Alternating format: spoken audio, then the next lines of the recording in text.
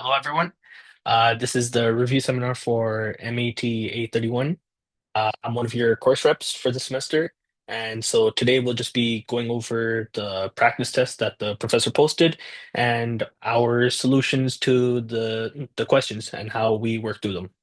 So we'll give you just like a couple more minutes if in case anyone else wants to show up. And we'll probably start around like 3:15. So just like 2 or 3 more minutes and we'll get started then.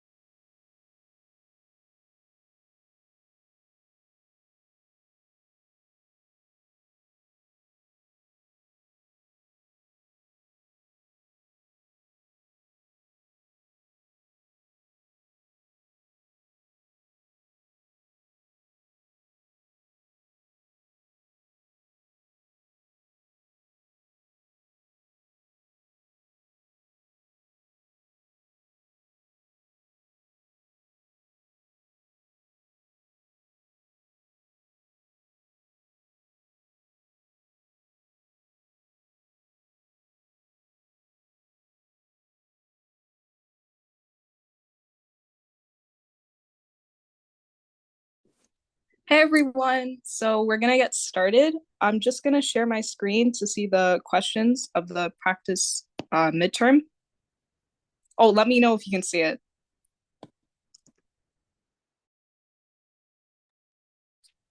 Yeah, we can see your screen. Okay. Yeah.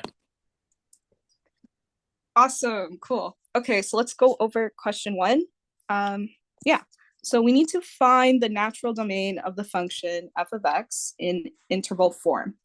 So usually with logarithmic or natural log functions, you always want to make the inner argument, so this guy, greater than 0. So what I'm going to do is I'm going to say the cube root of x plus 1 has to be greater than 0. Because if you consider, graphs of logarithmic functions, so like let's say log of x or ln of x, right? You always see that all the values that x could take on, it's positive. So it's never 0 or negative. So continuing on, we solve for x. So I'm going to cube each side, and we're going to get x plus 1, which is greater than 0. And I'm going to move the 1 onto the other side, and I get that x is greater than -1. So since they want it in interval form, so therefore the domain of f of x is in interval form, it would be from -1 to positive infinity. Is everybody okay with that? Because I'm going to move on. Okay, I'm going to move on. All right, so the second question, we have a true or false, a function that takes on positive values and zero, oh, not zero, sorry, and it outputs real numbers given by f of x is injective. Well, if we consider the graph of f of x, and notice how the domain is restricted, right? Because with x to the exponent 4, right? I mean, it could take on, x could belong to real numbers. It could take on any value, right? Negative, 0, positive. But notice how it's restricted. So since it's restricted, we would just consider, so we don't include 0, we just consider this part of the graph of x to the 4, right? And since we have a graph, the best way to determine whether or not it's injective, you could literally just do the horizontal line test, right? So if I draw a horizontal line across the graph, you can see that, okay, well, it only intersects at one point, right? If I draw it anywhere, yeah, it's always just one point. So that means that, hey, the graph f of x passes the horizontal line test.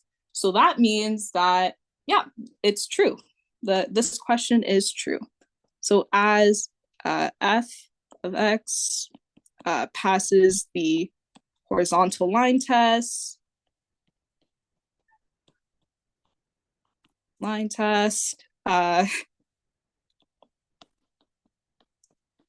f of x is injective.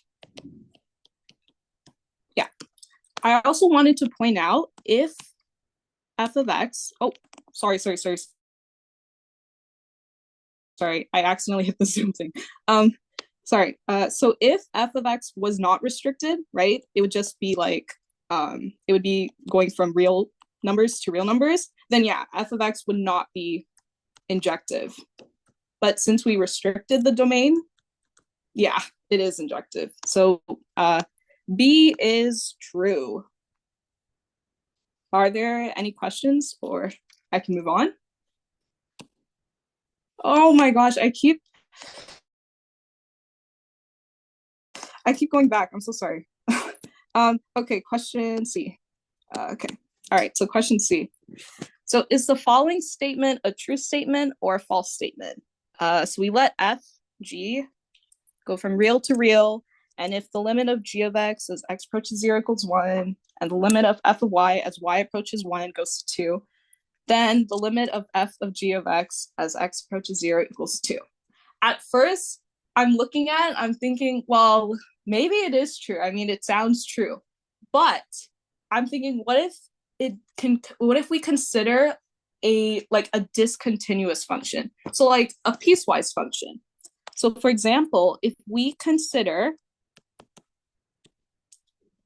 f of y to equal 3 when y does not equal 1, and when y equals 1, oh my gosh, and 2 when y does not equal 1, right? And let's say g of x could be anything, but I'm just going to say it's x plus 1. Then we know that the limit of g of x as x approaches 0, it equal the limit of x plus 1, right? Since I made g of x equal x plus 1. And if I just, put in x for 0, I'm going to get 1, which is awesome. This is what we want.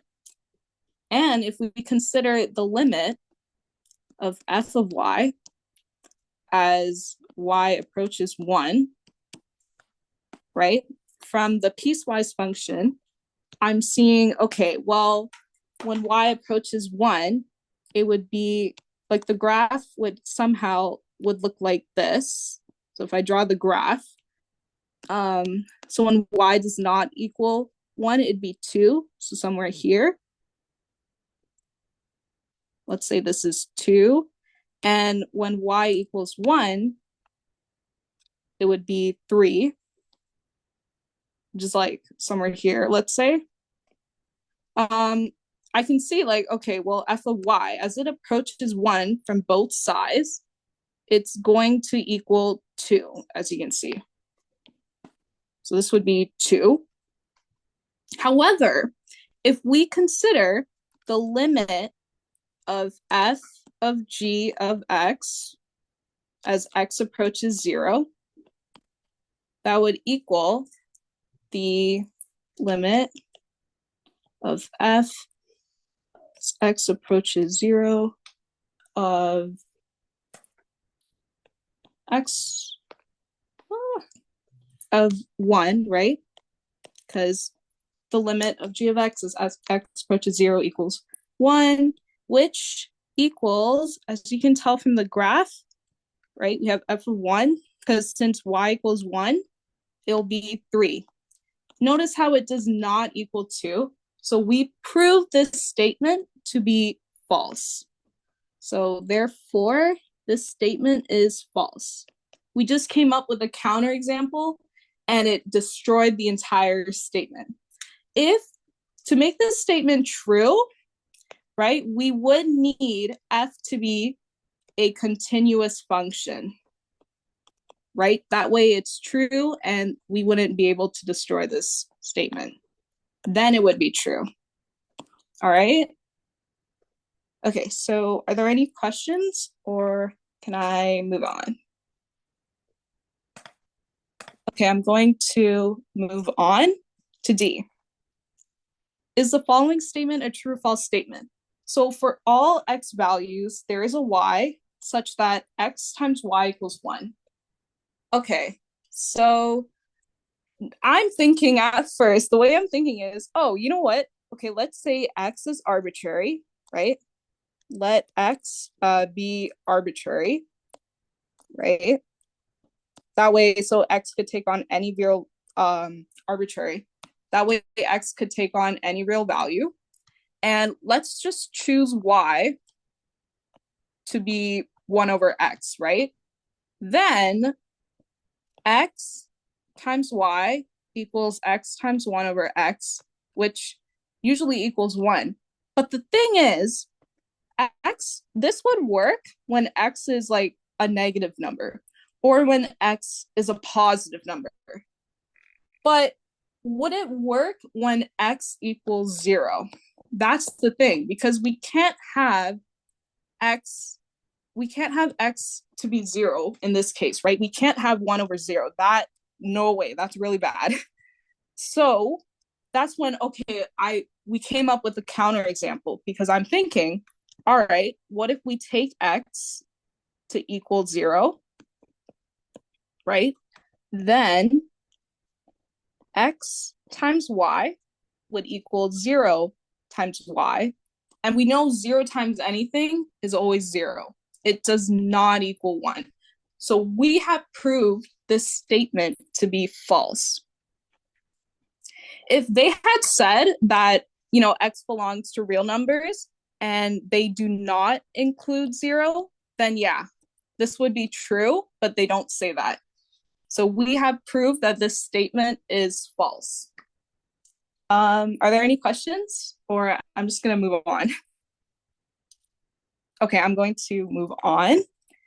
Okay, write out a formal definition for the meaning of the limit of f of x as x approaches to c equals positive infinity. Okay, so that's like the delta epsilon definition we would always write out. So I'm looking at this limit and I noticed that, okay, well, we have a positive infinity. So that means instead of epsilon, I will be using m. So for all m greater than 0. Okay, I noticed that we are making x approach c. So that means we use delta. If I saw x approach like positive or negative infinity, that's when, okay, I would use n. So there is a delta greater than 0 such that, so we would have to use delta in this case. So it would be 0. We would make x minus c to be between 0 and delta, right? And that implies that we take our function f of x and we just make it greater than m. All right, that's all we do. Are there any questions, or can I move on to question 2? Okay, I'm going to move on to question 2. Okay, so we Wait, draw the fall. Alena, Oh, sorry. there Yeah. was a question in chat. I just like Oh, missed it. sorry.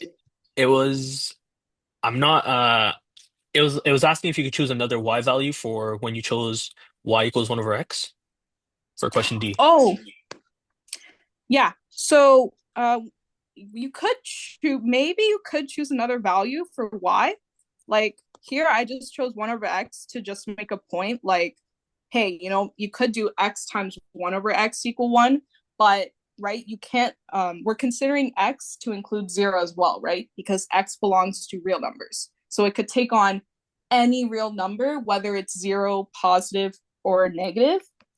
But I just made that as a point. Maybe there is some value, but it either way, the statement would still be false because they're saying you could include 0. Is that okay? Okay, I'm going to move on to question 2. So we have to draw the following subset of r squared, and we're asked if it is a graph of a function. So what I'm going to do is I'm going to say we're going to consider the subset, right? Because, well, that's what we have to consider. So let's consider the subset. And I'm going to look at y squared equals x. And I noticed that, okay, well, maybe I could square root both sides and get it to be a function. So like y equals something. And that would be y equals positive, negative, the square root of x, right? Because we're squaring something, so we need that positive negative sign. So now that we have a equation, like a graph, like a function of some sort, we could try to graph it now, right? So let's graph y equals positive, negative, square root of x. Okay, so I'm going to graph it right now. Okay, the lines aren't straight, but I think that's okay. Yeah, so we're gonna graph y equals positive, negative, square root of x. So we have to do the positive side as well as the negative branch over here. So this would be 0, 0. This point would be 1, 1. And this point would be 1, negative 1 as well, right? Because of this. And then, yeah, if you could continue it. It could be 4, 2, and this is 4, negative 2, right? Yeah, so we could keep going and going. So this is our overall graph of y equals positive, negative, square root of x.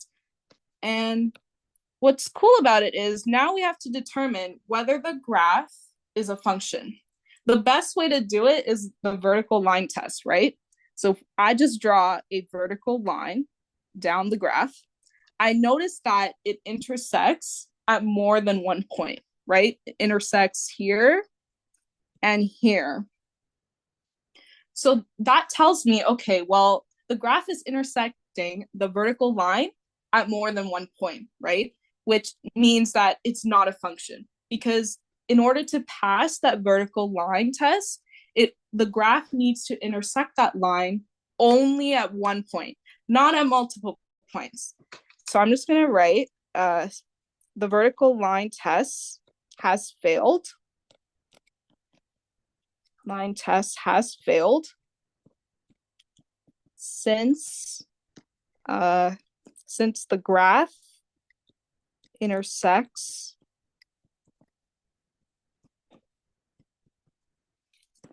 the line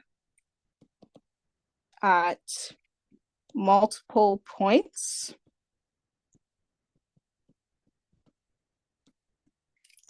so that means, therefore, we can conclude that the graph is not a function.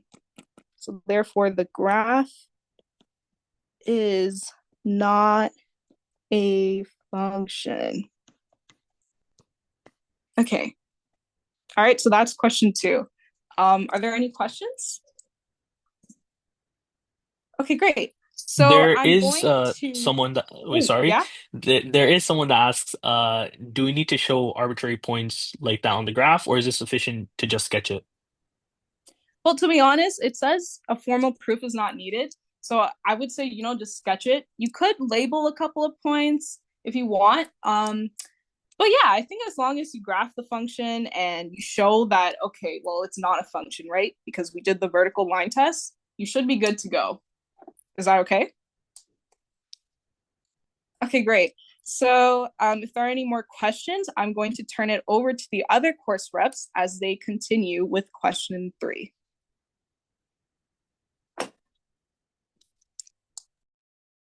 There is just another question in chat. What's up? It says it's not a complete proof. That's like if we were asked to prove something is false, we can show a situation where it's false and then conclude that the statement is false. Prove it completely when we have to do a direct proof or proof by contradiction. I believe this is still about question D. Is that right? Question 1D? Oh, question 1D? Yeah, so the statement says that it's for all x, we know that we can choose Mm-hmm. some y value such that if we multiply x and y together, uh we'll get the product equals 1. The If you were gonna do a full proof, then you would let both of them be arbitrary and or you would let x be arbitrary and choose a specific y value and show that when you multiply them together, it always ends up becoming 1. However, if we want to prove a statement false, in the case where we it's a for all quantifier like we have on x, we can then just choose one example of x such that the statement doesn't hold. Because if we choose x equals 0, we know that there is no y value that we could choose such that x times y equals 1. So in that case, just one example, like a counterexample, would work completely just to disprove the statement. We wouldn't have to do a full proof on it or anything because it's a for all quantifier. So we just want to look for one example where it doesn't work. Does that answer your question?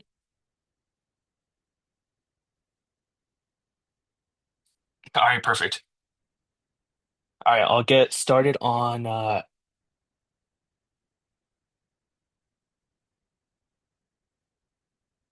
there's another question in chat.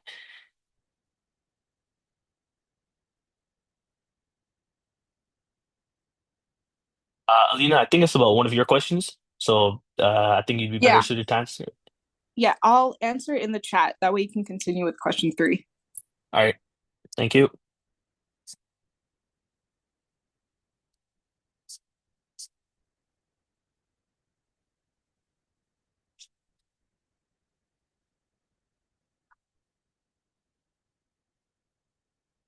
All right, so yeah, can you guys see my screen? Yeah. All right, perfect. So for this question, we're given two functions, f and g, which are real valued functions, and we want to show either prove or disprove if the limit of f of x as x approaches 1 exists, and the limit of the product of the functions at x approaches 1 also exists. Does that mean that the limit of g of x has to exist? So for these limit questions, I see that it's a product of two functions. So my mind automatically goes to choosing the constant function f of x equals 0 for the sole reason that because if I choose f of x equals 0, then I know that no matter what function I choose for g of x, f of x times g of x will equal 0. because g of x is just going to be some real value. So I know if I multiply a real value by 0, I'll end up getting 0. So what does this really mean? So if I take the limit as x approaches 1 for f of x, I'll know I'll get 0 because it's just a constant function, which is a real value. And if I take the second statement, the f of x times g of x equals 0 for any g of x, that also means the limit of f of x times g of x as x approaches 1 is the same thing as if I just take the limit as x approaches 1 of the constant function 0, right? And this, we just know, will also be 0, which is a real number.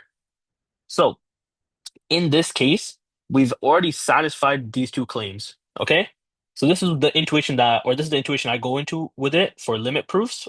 And I've already seen this scenario, so now I know that, okay, I believe that this statement is false because now I can really just choose any g of x function, whether its limit exists or it doesn't exist, and all the conditions that they want in the question will be satisfied. So that's the, I guess, the aside work that I do for myself. And honestly, it just helps towards the questions as well. So now we know that the limit of f of x exists, limit of x f of x exists right here, and the limit of f of x times the g of x also exists. So we know that we've gotten these two parts, like these two conditions from the questions or from the question. So now we just need to basically create a real valued function, g of x, which the limit as x approaches 1, it doesn't exist. So the easiest way to do that is to just choose a piecewise function. So if we take a piecewise function where g of x is equal to, let's say, 1 when x is greater and equal to 1, and -1 when x is less than 1, like just drawing out the graph, you'll be able to see that, okay, if this is 1, so your y-axis, and this is your x-axis, then this is what g of x would look like. Or, sorry, some open circle right here. And that's what g of x would look like. So we know that. Now we just need to show that the limit does not exist. Okay? So if I take the left side limit, so as it approaches 1 negative of g of x, we know as we approach from the left side, we're going to get -1, right? And if I similarly, if I take the right hand limit, we'll get that it equals +1. And so we can conclude right here that since -1 does not equal +1, we can conclude that the limit of g of x as x approaches 1 does not exist, right? So here we've shown two functions, f of x and g of x, such that the limit of f of x exists, and the product, the limit of the product of the two functions also exists. However, the limit of g of x does not exist. So we've gotten all three conditions, and we've provided a clear counterexample to help prove the statement false. Are there any questions? If you have any questions, honestly, it'd be easier if you could just like unmute yourself. If you aren't comfortable, just put it in the chat, and if any of the other course reps want to just answer it in chat or let me know, both will work. If there isn't, then that's it for question 3, and then yeah, I'll let Valdy take it over for question 4.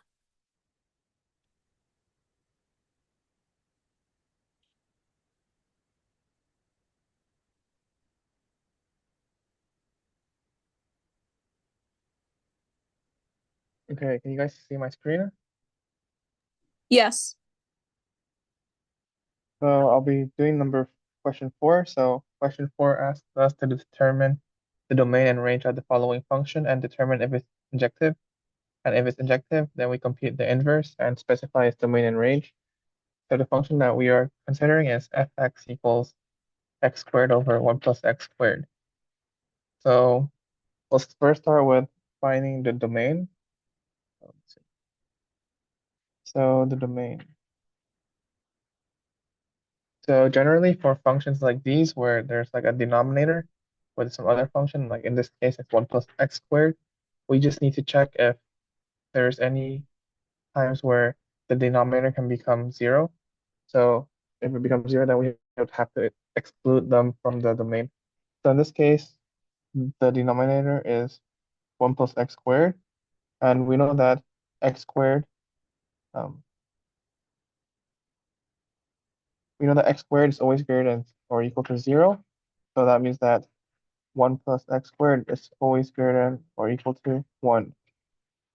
And because this is the case where it's always greater than or equal to 1, we know that the domain, um, this means that the 1 plus x squared is never equal to 0. And this means that the domain of fx is all the real numbers.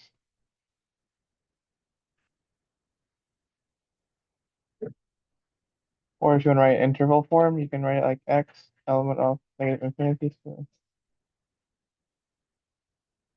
that's for the domain. Then let's check for the range of the function. So when doing range, we just need to, there's a few techniques we can do. I think in your solutions you were given, they did something different, but I found an easier way, which I wouldn't have done. So for range, first thing I would do is, in this case, which would help for solving injectivity, is first just notice that the function is even. And how do I know it's even? It's because if I do f of negative x, it equals negative x squared, 1 plus negative x squared, and it becomes x squared over 1 plus x squared. So the same thing as fx. So because of this, it means that the function is even. And so because it's even, we just need to consider the range of domain for x value from 0 to infinity, because the same range would apply for 0 from negative infinity to 0. So if we consider this, then we can just first notice that if we plug in f of 0, then we get 0 over 1 plus 0, so that equals 0. And for infinity, we can't just plug in infinity, but we can take the limit. So if we take the limit of x approaching infinity of x squared over 1 plus x squared, it equals, um,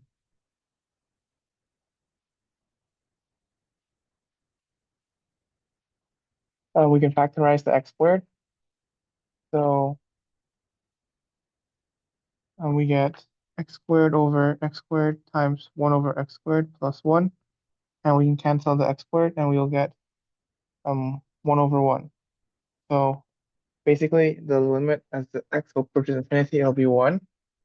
So then later, you can notice that the range should go from 0 to 1, but to confirm that it only goes from 0 to 1, and it doesn't go like something like, 'cause it could go from 0 to 1, like if this is the graph.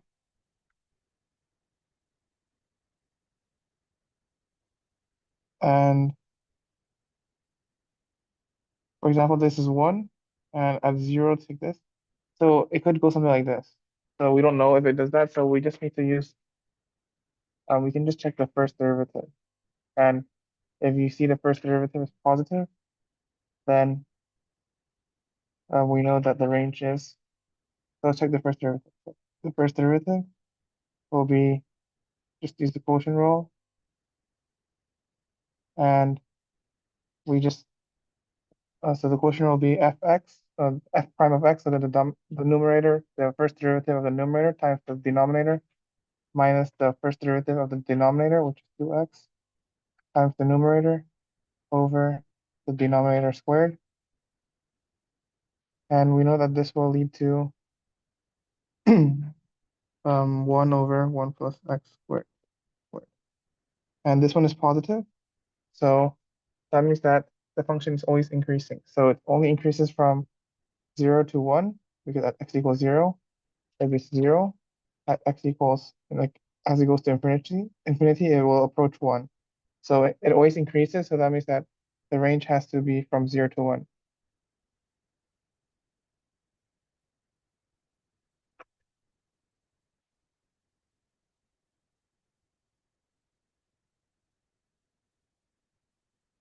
So it goes to 0 to 1.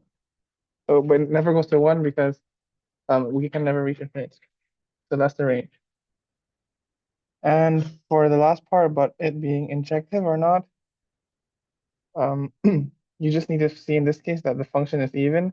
And so if we have an even function, we know that there's two values of x. For example, if fx equals some value here, like c, we know that there's an f negative x, which also equals to c, because it's even. So it is not injective. But if you were to make it injective, which could be like another, like if the question asks you like how to make it injective, what we would have to do is just restrict the domain. So we restrict the domain from just make it like greater than or equal to 0. And this is because if you make it greater than or equal to 0, there's no more even property around the y-axis. So the function will basically just go in the right side, basically. So it will be 1 to 1. But initially it was not 1 to 1.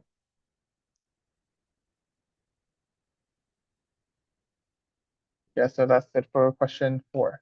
Does anyone have any questions?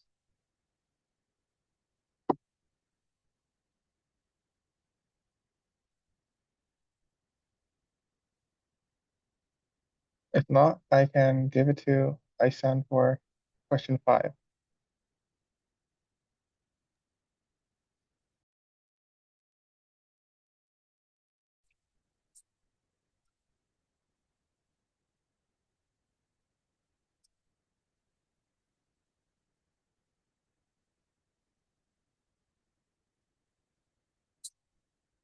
All right, so here for this question, we have basically we have sets A, B, and C, and we want to prove that this set right here is an element of this set.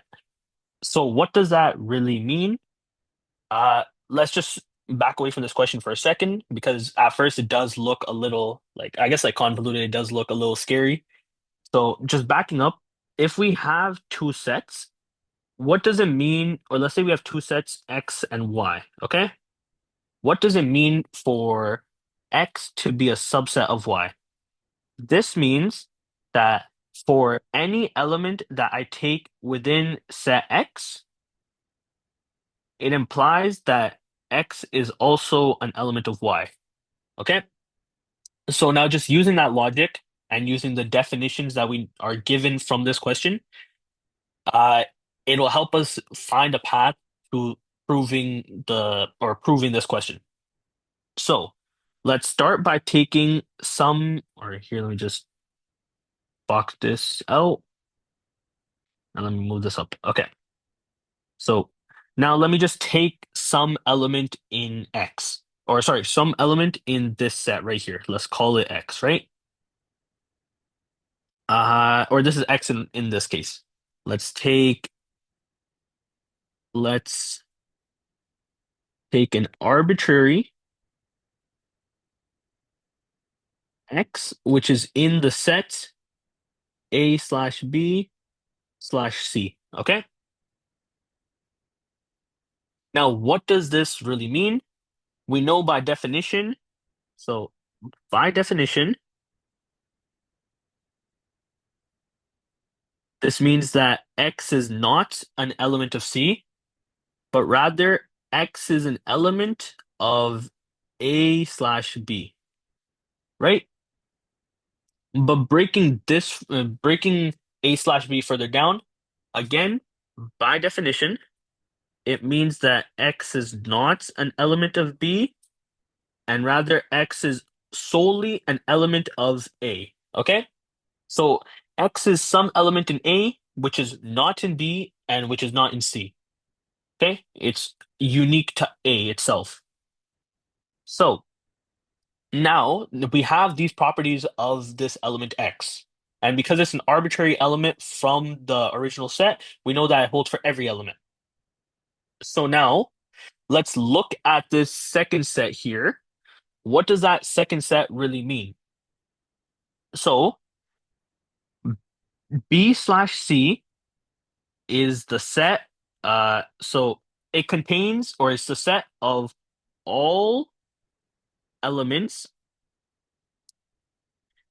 in B, but not in C, or but not in C. Okay? So again, this means that B slash C, the set B slash C, is a subset of the set B itself because B slash C contains all the elements in B that aren't in C. So every single element within it is some element in B. Okay? But what do we know about the element X? We know that the element X is not an element in B. Because X is not an element in B, we can conclude that X, or we can like justify that X is also not an element in B slash C. If there's any questions about the logic of this proof, I'll be happy to answer it. But it's honestly, like set proofs is a little more like it's just theoretical, and so it is a little harder to explain. But I'll be happy to explain as much as I could. Um, so yeah, if you have any questions, just let me know in chat. So now that we know that X is not an element of B, we know that X is also not an element of B slash C.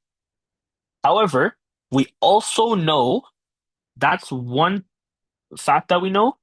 Another fact that we know is X is an element of A, as we stated up here. Okay? So using these two pieces of facts, what can we really conclude? We can conclude that X must be, by definition, an element of A, which is not in the set B slash C. Because we know right here that X is not an element of B slash C, but X is in A, so it must hold, or X must be an element of this set right here. And if you scroll up, we'll see that it's exactly as we wanted to, or it's exactly what we wanted to prove in this case. So now that we can conclude that for all X in this element or in this set, uh, A slash B slash C, it implies that X is an element of A slash B slash C. Or, yeah. So every single element in A or in the first set is an element of the second set, which then we can just conclude that A slash B slash C is then a subset by definition of A slash B slash C, which is what we wanted to prove in the question. So that's the logic of the proof. It's just following a regular subset proof and breaking it down and finding the properties of the element X using the definitions and just building your way back up to show that X is also an element of the second set. So that is question 5. And yeah, so I'll let Valdy do question 6.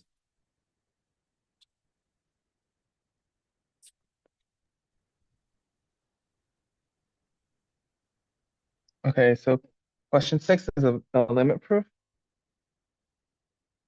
So we're trying to prove that the limit of x approaching 2 of x squared minus 3x plus 3 equals 1 using the delta epsilon definition of limit. So the first thing I would do is first just write down the definition of the delta epsilon proof. So that is, we want to show for all epsilon, there exists some delta greater than 0, And if x is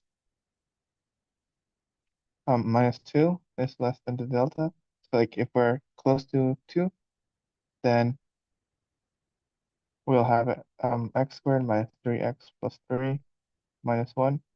The absolute value is less than epsilon. So we're trying to prove this statement. So to prove the statement, one thing we would have to do is choose a delta. So generally, you would do some aside work. So this part is not part of the proof, but it's like it helps you solve the proof. So I would start with the thing we're trying to prove. So x squared minus 3x plus 3 minus 1 is basically x squared minus 3x plus 3 minus 1, sorry, no, plus 2. And afterwards, we can factorize this to x squared, or x minus 2 and x minus 1. And by absolute value properties, we can separate them into x minus 2 and x minus 1. So remember, we're trying to get this less than epsilon. So we just need to see that this is basically, we already have this this is less than delta already. And all we need to get is just the right one, x minus 1. So since we want to get this bounded by some sort of delta or number, we can just first assume delta is less than or equal to 1. So if this is the case, then we have the inequality of 0, x minus 2, less than 1. And by triangle inequality, we know that this is less than x minus 1 minus 1. Because you can, yeah. And this is less than 1 by triangle.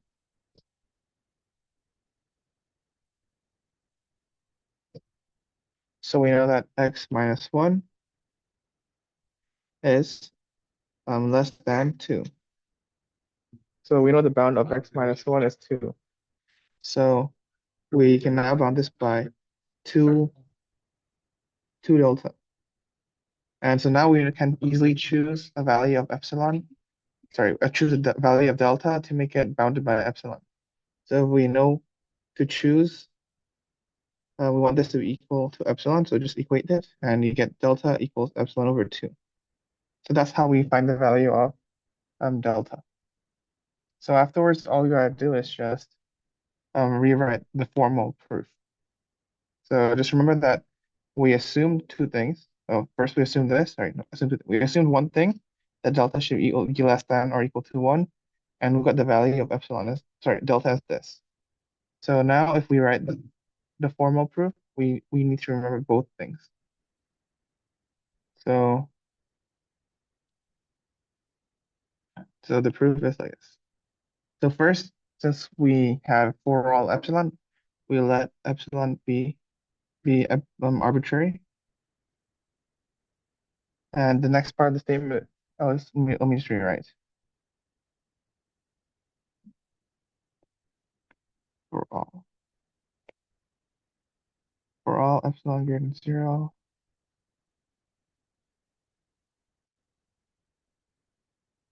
So the statement again is this.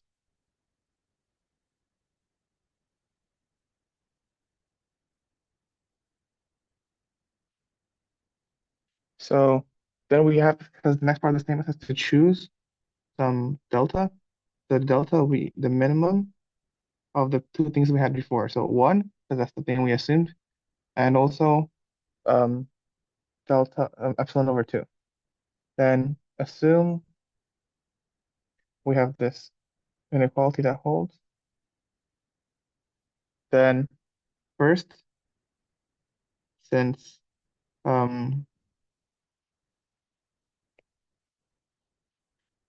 you just have to rewrite what we did before. 0, x minus 2 is less than 1. Then that means that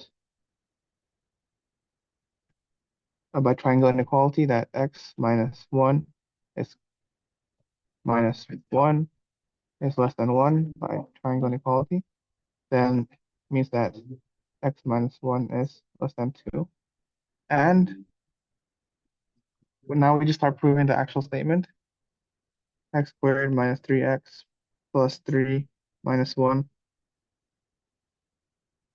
So that equals x squared minus 3x plus 2, which equals to x minus 2 times x minus 1, which equals x minus 2 times x minus 1.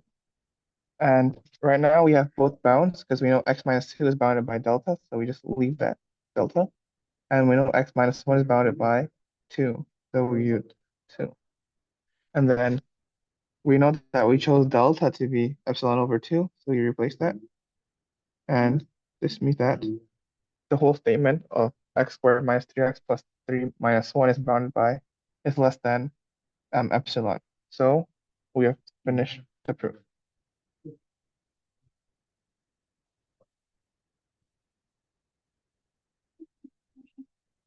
If anyone has any questions, you can ask, or we can move on to the last question.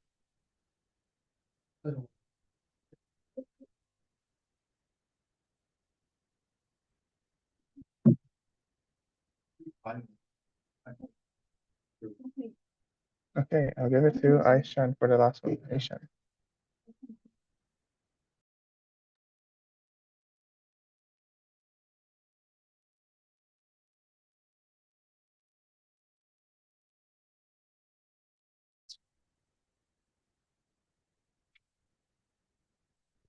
Great. So for the final question, we have to do an epsilon delta proof of continuity, and we have to basically prove that if f is continuous at every single c value, then the absolute value of the function f is also continuous at that c value.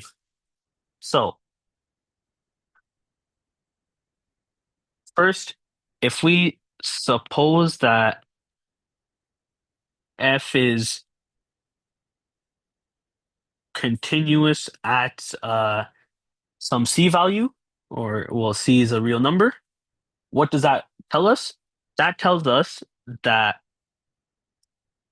by our formal definition of continuity, we know that for all epsilon, and I'm going to notate it with epsilon 1, you'll see later on, but yeah, for all epsilon greater than 0, there exists a delta 1 greater than 0, such that if x minus c is less than delta 1, then the absolute value of f of x minus f of c is less than epsilon 1. So that's just by the formal definition of continuity. Okay, so that's what we are given in the question. And so what we want to prove now, so our what to prove line would be similar. However, it would be a different epsilon. So this one, I won't notate it with anything. And that's why I notated the first one with a subscript of 1, because they are different epsilons and different deltas as well. So again, our what to prove line will be pretty similar.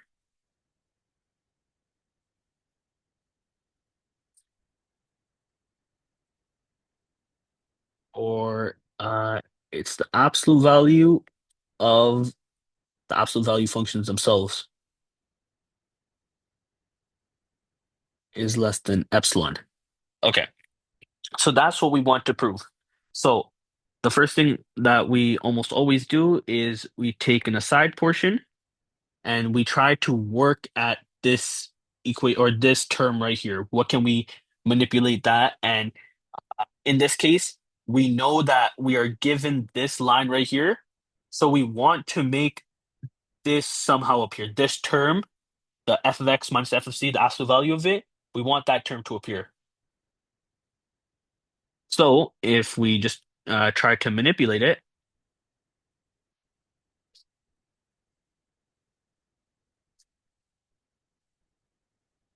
we know that by our reverse triangular inequality, we can get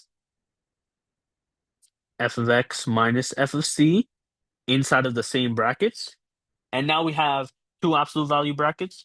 which just by definition is the same thing as one absolute value bracket.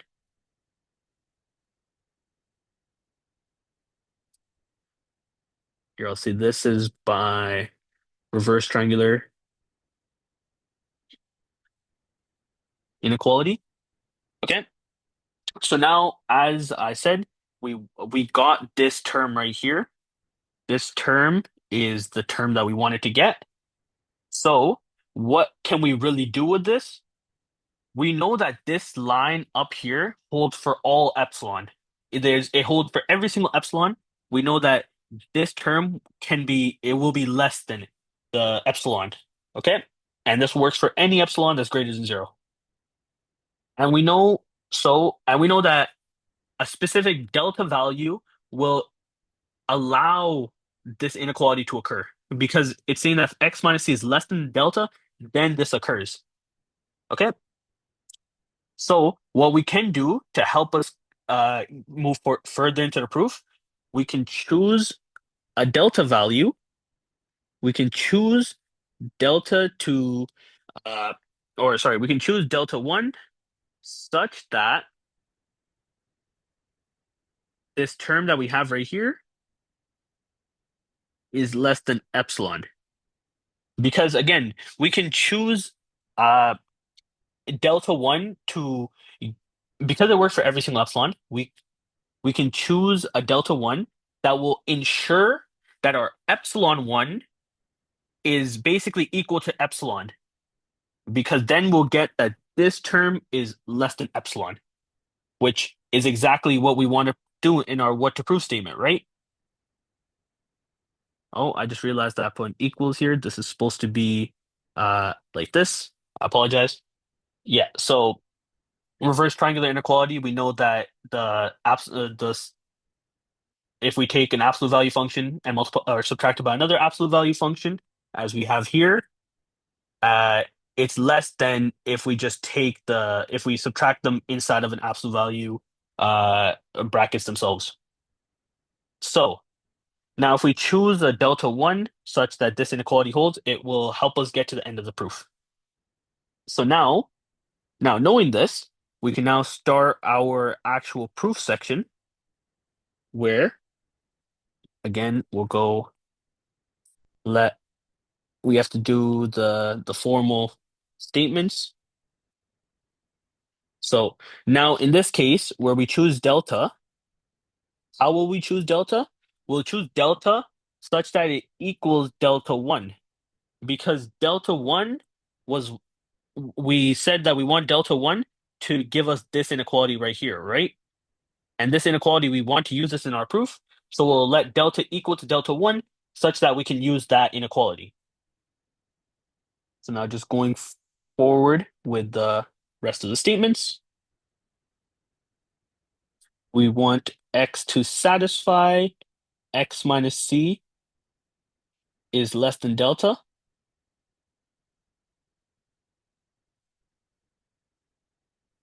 Then it follows that, again, we can just do the same logic that we were doing in our aside portion. F of x minus f of c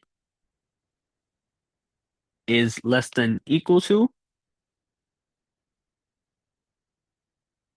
f of x minus f of c, which is just equal to, you could drop one of the absolute value brackets. And because we chose a specific delta 1 that gives us the inequality, and in our statement we said that delta is equal to that delta 1, we can now use this inequality. Okay? We can use this inequality. So what does that mean? That means that this is less than epsilon. But that's exactly what we wanted in our what to prove statement up here. We said that we wanted this large term, or this like convoluted term, to be less than epsilon. And that's exactly what we've done. So this is less than, or it's less than epsilon right here. And if you want to give some justification, this final step can be as delta is equal to delta 1. So that is and then finish it off by writing QED, and that is part A completed. Are there any questions?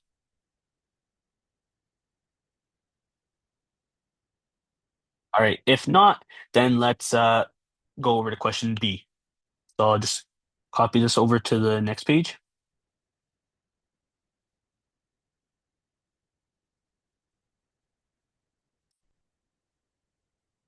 All right, so this asks if the converse of the statement is also true, which they've given us is if the absolute value of f is continuous at every point C, then is f also continuous at every point C? Or not every point C, sorry, I should say like if the absolute value of f is continuous at some point C, then f is also continuous at that point C. But again, C would be arbitrary in this case. Because C is arbitrary, we can um if we want to give a proof, we would have to say that we would let C just be completely arbitrary and keep it as C itself. And if we would like to disprove it, we can disprove doing a counterexample and choose a specific C value such that the absolute value of f is continuous, but f is not continuous at the chosen C value. So the intuition for this question here is that, okay, generally with continuous functions, choosing piecewise functions is always your best bet. That's just what I go with, and it's always worked out. Just choosing a piecewise function that you know you can make, which isn't continuous. So choosing some piecewise function f which isn't continuous, but its absolute value is continuous. That's really what we want to get at. So if I choose the function f of x which is equal to 1 and -1 in the cases where, let's say, x is greater than equal to 0 and x is less than 0, just off of our knowledge alone, we know that it's not continuous at 0. But obviously we have to show that, but just we know that in our own minds. But this also tells us that the absolute value of f or the absolute value of the function f of x is equal to the absolute value of 1 and the absolute value of -1, right? In the same cases. And this just means that the absolute value of -1, as we know, is +1. So we know that the absolute value of f of x just equals 1 for it's the constant function 1. So let's take c to be 0. So yeah, we know that we're doing a counterexample, so we can choose a specific c value. So let's take c is equal to 0, okay? Uh, which is a real number.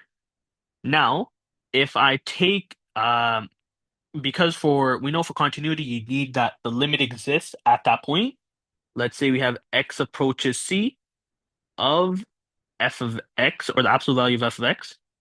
Again, just by substitution alone, we know that this is the same thing as the limit as x approaches c of the constant function 1.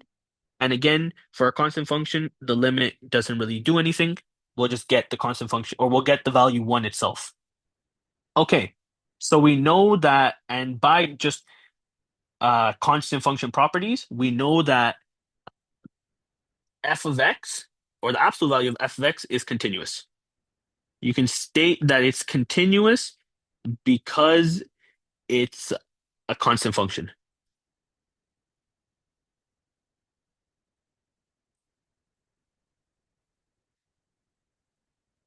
Okay, so we know that now. We know that we've done this part in the question. We know that the absolute value of f is continuous at the value c, which is equal to 0. So now we need to show that f itself is not necessarily continuous. How can we do that? We again know that for a function to be continuous, it has to, or the limit has to exist at that point. So let's just check the limit now. If we take the left side limit of f of x, this means 0 minus as we approach from the left, it'll be minus, or the constant function -1. which again, constant function, you'll just get the value itself out. And similarly, if we take it from the right side, we'll get the constant function positive one this time.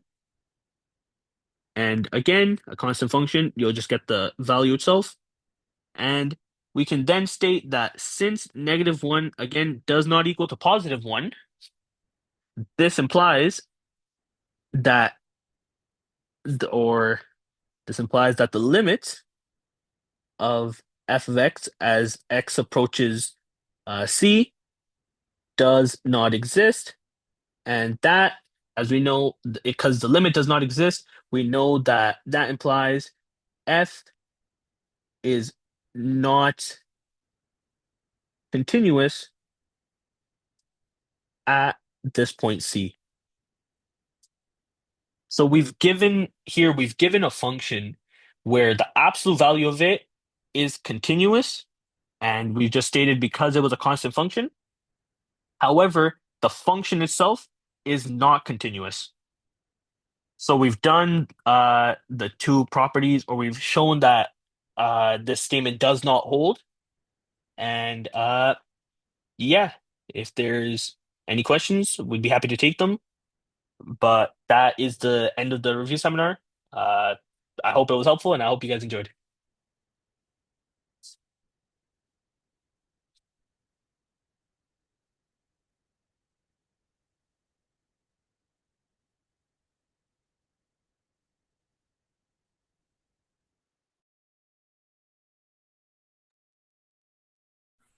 If uh, if you guys have any questions and you guys want to ask anything or pull up questions from previous like assignments or just and if you have any questions that you want to ask, we're still here and we'll be happy to help.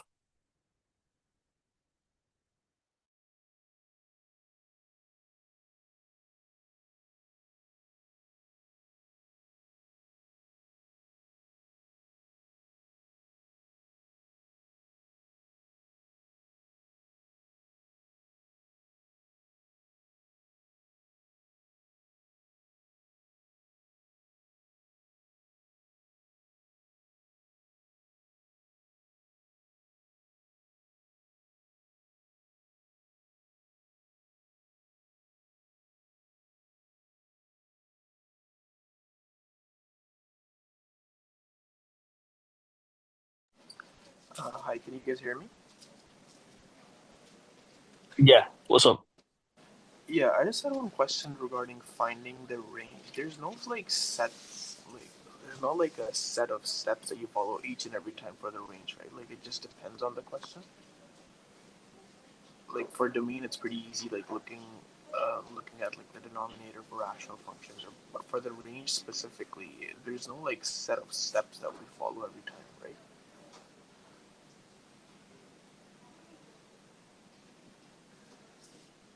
Uh, Alena, would you like to answer that?